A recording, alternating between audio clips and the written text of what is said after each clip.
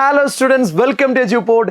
D and F block elements എന്ന് പറയുന്ന ചാപ്റ്ററിൽ മക്കളെ നമ്മൾ നിർബന്ധമായും പഠിച്ചിരിക്കേണ്ട കുറച്ച് ക്വസ്റ്റ്യൻസ് ഉണ്ട്. അത് ഞാൻ ഈ വീഡിയോയിലൂടെ ഒന്ന് നിങ്ങളിലേക്ക് എത്തിക്കാമെന്നാണ് വിചാരിക്കുന്നത്. ഇത് നിർബന്ധമായും മക്കളെ നിങ്ങൾ പഠിച്ചിരിക്കേണ്ടതാണ്. ഇത് പഠിച്ചു കഴിഞ്ഞാൽ നിങ്ങൾ കമൻറ്റ് ചെയ്യണം. ഇതല്ലാതെ ഒരുപാട് കാര്യങ്ങൾ ഈ ചാപ്റ്ററിൽ ഉണ്ട്, അതൊക്കെ നമ്മൾ ലൈവിൽ ഡിസ്കസ് ചെയ്യുന്നുണ്ട്. നാളത്തെ മാരത്തോൺ ലൈവിൽ അത് വരുന്നുണ്ട്. എന്നാൽ അതിൻ്റെ മുന്നേ ചില ക്വസ്റ്റ്യൻസ് നമ്മൾ ആദ്യം തന്നെ അങ്ങ് പഠിച്ചു വെക്കാം. അത് പഠിച്ചു എന്ന് ഉറപ്പ് വരുത്തിയിട്ടേ എക്സാമിന് പോകാൻ പാടുള്ളൂ. കാരണം റിപ്പീറ്റഡ് ക്വസ്റ്റ്യൻ ആണ്. റെഡി ആണോടാ നിങ്ങൾ? യെസ്, നോക്കാം നമുക്ക്. First, explain the steps involve in the preparation of potassium dichromate from chromite ore. ഇതാരാടാ? പൊട്ടാസ്യം ഡൈക്രോമേറ്റിന്റെ ഓർ ഏതാ? ക്രോമൈറ്റ് ഓർ ആണ് എന്ന് നിങ്ങൾക്ക് അറിയില്ലേ? Chromite ore. ആ ക്രോമൈറ്റ് ഓറിൽ നിന്ന് പൊട്ടാസ്യം ഡൈക്രോമേറ്റ് എങ്ങനെയാണ് ഉണ്ടാക്കുക? നമുക്കറിയാം എങ്ങനെയാണ് ഉണ്ടാക്കുക. ക്രോമൈറ്റ് ഓറിലേക്ക് സോഡിയം കാർബണേറ്റ് ആഡ് ചെയ്ത് ഓക്സിജന്റെ പ്രസൻസിൽ ഹീറ്റ് ചെയ്താൽ സോഡിയം ക്രോമേറ്റ് കിട്ടും. ആ സോഡിയം ക്രോമേറ്റിനെ സൾഫ്യൂരിക് ആസിഡ് ആഡ് ചെയ്ത് ആസിഡിഫൈ ചെയ്താൽ സോഡിയം ഡൈക്രോമേറ്റ് കിട്ടും. സോഡിയം ഡൈക്രോമേറ്റിനെ KCl-മായി ട്രീറ്റ് ചെയ്താൽ പൊട്ടാസ്യം ഡൈക്രോമേറ്റ് കിട്ടും. അല്ലേ? ഇവിടെ കൊടുത്തിട്ടുണ്ട്, എഴുതി പഠിക്കേണ്ടതാണ്. റിയാക്ഷൻ ബാലൻസ്ഡ് ആവണമെന്നൊന്നും നിർബന്ധമില്ല, ബൈ പ്രൊഡക്റ്റ് എഴുതണമെന്നൊന്നും നിർബന്ധമില്ല. പക്ഷെ മെയിൻ സാധനം വേണം. ക്രോമൈറ്റോറിലേക്ക് സോഡിയം കാർബണേറ്റ് ആഡ് ചെയ്തിട്ട് വാട്ടർ അല്ല ഓക്സിജൻ ആട്ടോ. വാട്ടർ അല്ല ആരാടാ? ഓക്സിജൻ ആണ് കേട്ടോ. ഓക്സിജന്റെ പ്രസൻസിലാണ് നമ്മൾ ഹീറ്റ് ചെയ്യുന്നത്. അങ്ങനെ ഓക്സിജന്റെ പ്രസൻസിൽ ഹീറ്റ് ചെയ്യുന്ന സമയത്ത് അവിടെ നമുക്ക് ക്രോമൈറ്റ് സോഡിയം ക്രോമേറ്റ് ആയി മാറുകയാണ്. ആ സോഡിയം ക്രോമേറ്റിലേക്ക് സൾഫ്യൂരിക് ആസിഡ് ഒഴിച്ചാൽ ഒരു H2SO4 2H+ അല്ലേ അതവിടെ കാണിച്ചത്? സോഡിയം ഡൈക്രോമേറ്റ് ആവും. ഇവിടെ ഒരു ക്രോമിയമാണ്, അതുകൊണ്ടാണ് ക്രോമേറ്റ്. ഇവിടെ 2 ക്രോമിയം ഉണ്ട്, അതുകൊണ്ട് ഡൈക്രോമേറ്റ്. അതിലേക്ക് പൊട്ടാസ്യം ക്ലോറൈഡ് ആഡ് ചെയ്താൽ സോഡിയം മാറി പൊട്ടാസ്യം ഇവിടെ വരും, അതാണ് പൊട്ടാസ്യം ഡൈക്രോമേറ്റ്. ആ 3 സ്റ്റെപ്പ് എന്താ ചെയ്യുന്നത്, എന്താ റിയാക്ഷൻ, എഴുതി പഠിച്ചേ പറ്റൂ. 3 മാർക്കിന് ചോദിക്കും, കാരണം 3 റിയാക്ഷൻസ് അവിടെ എഴുതാനുണ്ട്. Got it? അടുത്തത്, explain the steps involve in the preparation of potassium permanganate. എടാ, പൊട്ടാസ്യം പെർമാംഗനേറ്റിന്റെ പ്രിപ്പറേഷനും എക്സാമിന് ചോദിക്കാം. പൊട്ടാസ്യം പെർമാംഗനേറ്റ് നമ്മൾ ഉണ്ടാക്കുന്നത് പൈറോലുസൈറ്റ് ഓറിൽ നിന്നാണ്. മാംഗനീസ് ഡയോക്സൈഡിനെയാണ് പൈറോലുസൈറ്റ് എന്ന് വിളിക്കുക. എടാ, പൈറോലുസൈറ്റ് ഓർ എന്ന് പറഞ്ഞാൽ എന്താ? പൈറോലുസൈറ്റ് ഓർ എന്ന് പറഞ്ഞാൽ മാംഗനീസ് ഡയോക്സൈഡ്. മാംഗനീസ് ഡയോക്സൈഡിനെ പൊട്ടാസ്യം ഹൈഡ്രോക്സൈഡുമായി ഓക്സിജന്റെ പ്രസൻസിൽ ട്രീറ്റ് ചെയ്താൽ പൊട്ടാസ്യം മാംഗനേറ്റ് കിട്ടും. ഇതാണിത്. K2MnO4നെയാണ് പൊട്ടാസ്യം മാംഗനേറ്റ് എന്ന് വിളിക്കുക. ആ പൊട്ടാസ്യം മാംഗനേറ്റിനെ ഇലക്ട്രോലിറ്റിക്കലി ഓക്സിഡൈസ് ചെയ്ത് കഴിഞ്ഞാൽ നമുക്ക് പൊട്ടാസ്യം പെർമാംഗനേറ്റ് കിട്ടും. ഇത് മാംഗനേറ്റ് അയോൺ ആണ്. അതിന് ഇലക്ട്രോലിറ്റിക്കലി ഓക്സിഡൈസ് ചെയ്യുമ്പോൾ പെർമാംഗനേറ്റ് അയോൺ ആയിട്ട് മാറും. നോട്ട് ചെയ്ത് വെക്കേണ്ടതാണ്. അടുത്തത്, what is lanthanoid contraction and what are there consequence? എന്താ ലാന്തനോയിഡ് കോൺട്രാക്ഷൻ എന്ന് പറഞ്ഞാൽ, ലാന്തനോയിഡ്സിൽ നിന്ന് ലെഫ്റ്റ് ടു റൈറ്റ് പോകുമ്പോൾ റെഗുലർ ആയിട്ട് സ്റ്റഡി ആയിട്ട് അവരുടെ സൈസ് ഇങ്ങനെ കുറഞ്ഞു കുറഞ്ഞു വരുന്നുണ്ട്. ആ പ്രോസസ്സാണ് ലാന്തനോയിഡ് കോൺട്രാക്ഷൻ. അവിടെ അതിൻ്റെ റീസൺ എന്താടാ? റീസൺ ഇലക്ട്രോൺസ് അടിയപ്പെടുന്നത് F ഓർബിറ്റലിലേക്കാണ്. F ഓർബിറ്റലിൻ്റെ സ്ക്രീനിങ് എഫക്റ്റ് അല്ലെങ്കിൽ ഷീൽഡിങ് എഫക്റ്റ് വളരെ കുറവാണ് എന്ന് നമ്മൾ മനസ്സിലാക്കിയിട്ടുള്ളതാണ് അല്ലേ? അതിൻ്റെ കോൺസിക്വൻസ് എന്തൊക്കെയാ? ഒന്നാമത്തെ കോൺസിക്വൻസ് എന്ന് പറഞ്ഞാൽ 4D ആൻഡ് 5D സീരീസിൻ്റെ atomic and ionic radius same ആയി. അതുകൊണ്ടാണ് സിർക്കോണിയം ഹഫ്നിയവും same physical and chemical properties കാണിക്കുന്നത്. നമ്മൾ പഠിച്ച കാര്യമാണ്, നമ്മൾ മനസ്സിലാക്കിയ കാര്യമാണ്. എടാ, രണ്ടാമത്തെ കാര്യം എന്ന് പറയുന്നത് എന്താ? നമുക്കറിയാം, ലാന്തനോയിഡ്സിനൊക്കെ ഒരേ സൈസും ഒരേ പ്രോപ്പർട്ടീസുമാണ്. അവർ കൂട്ടമായിട്ടാണ് നിൽക്കുക, മിക്സറായിട്ടാണ് നിൽക്കുക. ആ മിക്സറിൽ നിന്ന് ഒരാളെ സെപ്പറേറ്റ് ചെയ്യുക എന്ന് പറഞ്ഞാൽ, റിമൂവ് ചെയ്യുക എന്ന് പറഞ്ഞാൽ, സെപ്പറേറ്റ് ചെയ്തെടുക്കുക എന്ന് പറഞ്ഞാൽ വെരി ഡിഫിക്കൽട്ടാണ്. അതേപോലെ മൂന്നാമത്തെ പോയിന്റ് എന്ന് പറയുന്നത്, ഒരു എന്താ പറയുക, ലാന്തനോയിഡ്സിൽ നിന്ന് ലെഫ്റ്റ് ടു റൈറ്റ് നമ്മൾ മൂവ് ചെയ്യുന്ന സമയത്ത് അവരുടെ ഹൈഡ്രോക്സൈഡുകളുടെ ബേസിക് സ്ട്രെങ്ത് കുറയും. ഇതൊക്കെ ലാന്തനോയിഡ് കോൺട്രാക്ഷൻ്റെ റീസൺ കോൺസിക്വൻസ് ആയിട്ട് നമ്മൾ പറയാറുണ്ട്. നോട്ട് ചെയ്ത് വെക്കുന്നത് നല്ലതാണ്. ഈ നോട്ട് ഡൗൺലോഡ് ചെയ്താൽ അതൊക്കെ ഇവിടെ ഞാൻ കൊടുത്തിട്ടുണ്ട്. അടുത്തത് മക്കളെ നോക്കൂ, ക്രോമേറ്റിൻ്റെയും ഡൈക്രോമേറ്റിൻ്റെയും സ്ട്രക്ചർ വരക്കാൻ ചോദിക്കും. ഇങ്ങനെ തന്നെ വരച്ചങ്ങ് പഠിക്കുക എന്നുള്ളതാണ്. വേറൊന്നും പറയാനില്ല. രണ്ടും ടെട്രാഹൈഡ്രലാണെന്നാണ് പറയുക. രണ്ടും വരച്ച് പ്രാക്ടീസ് ചെയ്യണം. ഇതേപോലെ തന്നെയാണ് മാംഗനേറ്റും പെർമാംഗനേറ്റും. ഒന്നുമില്ല, നോട്ടിലേക്കൊന്ന് വരച്ചു വെക്കുക, ഒന്നുകൂടെ വരച്ചു നോക്കുക, എന്നിട്ട് അത് പഠിച്ചു എന്ന് ഉറപ്പ് വരുത്തുക. ഇതും ടെട്രാഹൈഡ്രലാണ്, വരച്ച് പ്രാക്ടീസ് ചെയ്യണം. അടുത്തത് give reason for variability of oxidation state. Transition മെറ്റൽസിന്റെ ഒരു പ്രധാനപ്പെട്ട പ്രത്യേകതയാണ് അവർ ഡിഫറെന്റ് ഓക്സിഡേഷൻ സ്റ്റേറ്റ് കാണിക്കുന്നു എന്നുള്ളത്.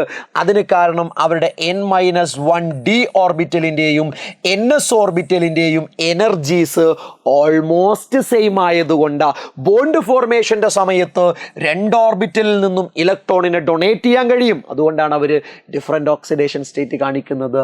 Name 2 type of magnetic behaviour. എന്താണ് മാഗ്നറ്റിക് ബിഹേവിയർ? ഒന്ന് പാരാമാഗ്നറ്റിക് ആണ്. മെയിൻ ആയിട്ടുള്ള ആളുകളൊക്കെ പാരാമാഗ്നറ്റിക് ആണ്.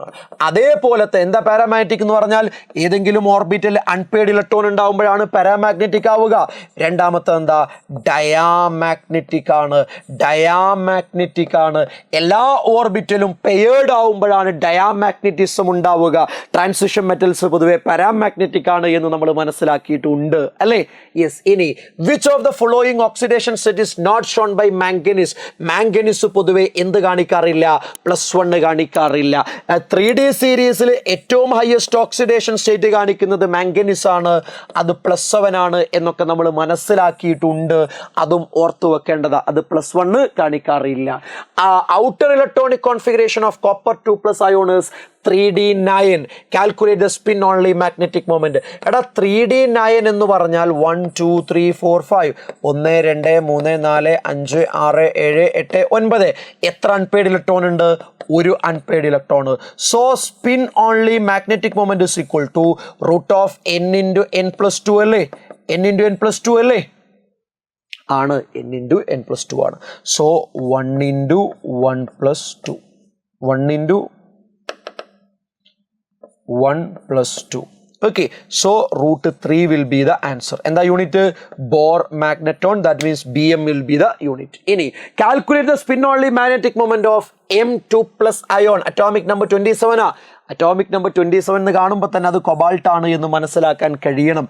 അതാണ് 27. കൊബാൾട്ടിന്റെ കോൺഫിഗറേഷൻ എങ്ങനെയാണ് വരുന്നത്? ആർഗണിന്റെ കോൺഫിഗറേഷന് ശേഷം 4s2 3d7 ആണ്. ഇവിടെ ചോദിച്ചത് Mn കുറിച്ചല്ല. Mn2+ എന്ന് പറഞ്ഞാൽ കൊബാൾട്ട് 2+. കൊബാൾട്ട് 2+ എന്ന് പറഞ്ഞാൽ ഈ ഫോറസിലുള്ള ഇലക്ട്രോൺസ് എന്ത് ചെയ്തിട്ടുണ്ട്? ഫോറസിലുള്ള ഇലക്ട്രോൺസ് റിമൂവ് ചെയ്യപ്പെട്ടിട്ടുണ്ട് എന്നാണ് അർത്ഥം. അപ്പോൾ 4s 0 ആണ് വരിക. അപ്പോൾ 3Dയിൽ 7 ആണുള്ളത്. 1 2 3 4 5 1 2 3 4 5 6 7. ഓക്കെ, അപ്പോൾ 3 എണ്ണം unpaired. n is equal to 3. So spin only magnetic moment is equal to √3 × 3 + 2. so that will be equal to √15 Bohr magneton. √15 Bohr magneton. Got it? എന്തേ ഇവിടെ കോപ്പർ 2+ ആയത്? തന്നിരിക്കുന്നത് M2+. അപ്പോൾ വാലൻസ് ഷെല്ലുന്ന 2 ഇലക്ട്രോൺ പോവുക 3D എന്നല്ല 4s എന്നാ പോവുക. അറിയണം, മറന്നു പോകരുത്. Which is more paramagnetic? Fe2+ ആണോ Fe3+ ആണോ മോർ പാരാമാഗ്നറ്റിക്? നിങ്ങൾ നോക്കേണ്ടത് എവിടെയാണോ അൺപെയ്ഡ് ഇലക്ട്രോൺ കൂടുതലുള്ളത് അയാളാ മോർ പാരാമാഗ്നറ്റിക് ആവുക. Fe2+ എന്ന് പറഞ്ഞാൽ ആർഗണിന്റെ കോൺഫിഗറേഷന് ശേഷം 4s 0 കാരണം 2 ഇലക്ട്രോൺ വിട്ടുകൊടുത്തിട്ടുണ്ട്. 3D എന്താ? 3D 6. എന്നാൽ Fe3+ എന്ന് പറഞ്ഞാൽ എന്താണ്? 4s 0 3D6 3D5 ആയിട്ട് മാറും. അപ്പോൾ നിങ്ങൾ പറ 3D6 1 2 3 4 5 1 2 3 4 5 6. ഇനി 3D5 1 2 3 4 5 1 2 3 4 5 ഇങ്ങനെയാണ് വരിക. എത്ര അൺപെയ്ഡ് ഇലക്ട്രോൺ ഉണ്ട്? 4 എണ്ണം. ഇവിടെ എത്ര എണ്ണം ഉള്ളത്? 5 എണ്ണം. സോ ഒരു സംശയവും വേണ്ട, Fe3+ is more paramagnetic than Fe2+. എവിടെയാണോ അൺപെയ്ഡ് ഇലക്ട്രോൺ കൂടുതൽ ഉണ്ടാവുക അയാളാ മക്കളെ മോർ പാരാമാഗ്നറ്റിക് ആവുക എന്ന് ഓർത്തു വെക്കുക. അടുത്തത് why D block compounds are coloured. എന്തുകൊണ്ടാണ് ഡി ബ്ലോക്ക് കളേർഡ് ആവുന്നത് എന്ന് ചോദിച്ചാൽ അവിടെ ഒറ്റ വാക്കിലുള്ള മറുപടി അവിടെ DD ട്രാൻസിഷൻ നടക്കുന്നത് കൊണ്ടാണ്. DD ട്രാൻസിഷൻ നടക്കണമെങ്കിൽ അൺപെയ്ഡ് ഇലക്ട്രോൺ വേണം. അൺപെയ്ഡ് ഇലക്ട്രോൺ ആണ് DD ട്രാൻസിഷനിൽ പങ്കെടുക്കുന്നത്. ഇവിടെ ചോദ്യം നോക്കടാ, കോപ്പർ പ്ലസ് കളർലെസ് ആണ്, കോപ്പർ 2+ കളേർഡ് ആണ്. എന്താ കാരണം എന്നറിയൂടാ? കോപ്പർ പ്ലസ്സിൽ നോ അൺപെയ്ഡ് ഇലക്ട്രോൺ ആണ്. No unpaired electron. കോപ്പർ 2+ൽ ഒരു അൺപെയ്ഡ് ഇലക്ട്രോൺ ഉണ്ട്. ഒരു അൺപെയ്ഡ് ഇലക്ട്രോൺ ഉണ്ടെങ്കിൽ അവിടെ എക്സൈറ്റേഷൻ ഉണ്ടാവും, അവിടെ കളർ ഉണ്ടാവും. എന്നാൽ ഒരു അൺപെയ്ഡ് ഇലക്ട്രോൺ ഇല്ലെങ്കിൽ അവിടെ എക്സൈറ്റേഷൻ ഇല്ല. എക്സൈറ്റേഷൻ ഇല്ലെങ്കിൽ കളർ ഇല്ല. ഓക്കെ, അൺപെയ്ഡ് ഇലക്ട്രോൺ ഉണ്ടെങ്കിൽ DD ട്രാൻസിഷൻ നടക്കുള്ളൂ, കളർ ഉണ്ടാവുള്ളൂ, ഓർത്ത് വെക്കുക. അടുത്തത് സിർക്കോണിയവും ഹഫ്നിയും ഒരേ അറ്റോമിക് ആൻഡ് അയോണിക് റേഡിയസ് കാണിക്കാൻ കാരണം അവിടെ എന്തുള്ളത് കൊണ്ടാണ്? ലാന്തനോയിഡ് കോൺട്രാക്ഷൻ നടന്നതുകൊണ്ടാണ്. Transition metals are very good catalyst. എന്തുകൊണ്ടാണ് ട്രാൻസിഷൻ മെറ്റൽസ് കാറ്റലിസ്റ്റ് ആവുന്നത്? ഒന്ന്, അവർക്ക് വേരിയബിൾ ഓക്സിഡേഷൻ സ്റ്റേറ്റ് കാണിക്കാൻ കഴിയും. അതേപോലെ തന്നെ അവർക്ക് കോംപ്ലക്സുകൾ മേക്ക് ചെയ്യാനുള്ള ടെൻഡൻസി വളരെ കൂടുതലാണ്. അവരെ കയ്യിൽ വേക്കൻറ്റ് ഡി ഓർബിറ്റൽ ഉണ്ട്. അവർ റിയാക്ഷൻ നടക്കാൻ സർഫസ് പ്രൊവൈഡ് ചെയ്യാൻ കഴിയും. ഇങ്ങനെയുള്ള ഒരുപാട് അഡ്വാൻറ്റേജുകൾ അവർക്ക് ഉള്ളത് കൊണ്ടാണ് അവർ ഒരുപാട് കെമിക്കൽ റിയാക്ഷൻസിൽ കാറ്റലിസ്റ്റ് ആയിട്ട് ഉപയോഗിക്കുന്നത്. Name 2 important compounds of transition metals. Compounds K2Cr2O7 നമുക്ക് പഠിക്കാനുള്ളതാണ്. KMnO for പൊട്ടാസ്യം പെർമാംഗനേറ്റും പൊട്ടാസ്യം ഡൈക്രോമേറ്റും. Transition elements form large number of complex compounds. എന്തുകൊണ്ടാണ് കോംപ്ലക്സ് കോമ്പൗണ്ടുകൾ ഉണ്ടാക്കാൻ പറ്റുന്നത്? അവർക്ക് സ്മോൾ സൈസ് ആണുള്ളത്, ഹൈ അയോണിക് ചാർജ് ആണുള്ളത്, അതേപോലെ തന്നെ എന്താ പറയുക, വേക്കൻറ്റ് ഡി ഓർബിറ്റൽ ഉണ്ട് അല്ലേ? സ്മോൾ സൈസ് ആണ്, ഹൈ അയോണിക് ചാർജ് ആണ്, partially filled vacant D orbital ഉണ്ട്, വേരിയബിൾ ഓക്സിഡേഷൻ സ്റ്റേറ്റ് കാണിക്കാനുള്ള ടെൻഡൻസി കൂടുതലാണ്. ഇതൊക്കെ പോയിന്റുകളായിട്ട് എഴുതാം. അടുത്തത് ആരാടാ? മിഷ് അലോയ് എന്ന് പറഞ്ഞാൽ 95% ലാന്തനോയിഡ്സ്, അതേപോലെ 5% അയോണുമുള്ള ഒരു അലോയ് ആണ്. അതിൽ ട്രേസ് എമൗണ്ട് ഓഫ് കാർബണും അലുമിനിയവും സൾഫറും കാൽസ്യവും ഒക്കെ ഉണ്ടാവാറുണ്ട്. 95% ലാന്തനോയിഡ് ആണ്, 5% അയൺ ആണ് എന്നുള്ള കാര്യം മറന്നു കളയണ്ട. അടുത്തത് which of the following oxidation state is common four lanthanoid? Lanthanoid ആണെങ്കിലും ആക്ടിനോയിഡ് ആണെങ്കിലും കോമൺ ഓക്സിഡേഷൻ സ്റ്റേറ്റ് +3 ആണ്, മറന്നു കളയണ്ട. റെഡി? അപ്പോൾ കുറച്ച് ക്വസ്റ്റ്യനേ ഉള്ളൂ, സിമ്പിൾ ക്വസ്റ്റ്യൻ ആണ്. ഇത് നിർബന്ധമായും മക്കളെ നിങ്ങൾ പഠിച്ചിരിക്കുക എന്നുള്ളതാണ്. പഠിച്ചു കഴിഞ്ഞാൽ ഉടനെ കമൻറ്റ് ചെയ്യണം, കാരണം കുറച്ച് കാര്യങ്ങളല്ലേ പഠിക്കാനുള്ളൂ, സിമ്പിൾ കാര്യങ്ങളല്ലേ. അത് നന്നായിട്ട് പഠിക്കുക കേട്ടോ. അടുത്ത പാർട്ടിൽ വീണ്ടും കാണാം. All the very best. Thank you very much.